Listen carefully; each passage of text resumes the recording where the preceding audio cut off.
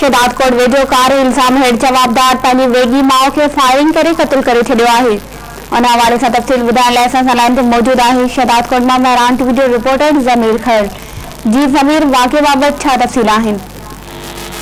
जी नाइला, शहदाद कोट वेझो जवाबदार कार इल्ज़ाम हेठि पंहिंजी वेगी माउ खे क़त्ल करे छॾियो ऐं फरार थियो आहे।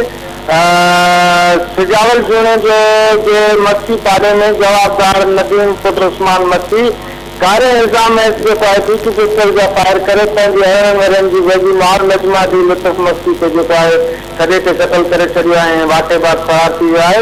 ऐं मां खे ॿुधाईंदो आहियां त होॾा वाक़े जे इतला ते सिजावल ज़ोन जे थाणे जी पुलिस वाक़े वारे हंधि पहुची मक़तूला जो लाश हो उनखे तहवील में वठी शहदाद कोट अस्पताल खणाए आई आहे। मां खे ॿुधाईंदो आहियां त पुलिस लेट न हुअण ऐं डॉक्टराणी जे अस्पताल में मौजूदु न हुअण सबबि लाश केतिरनि कलाकनि खां अस्पताल में अञा ताईं पियल आहे। ऐं मां खे इहो बि ॿुधाईंदो आहियां त होॾा आख़िरी कलाक ताईं वाक़े जो केस आहे उहो दाख़िल न थी सघियो आहे।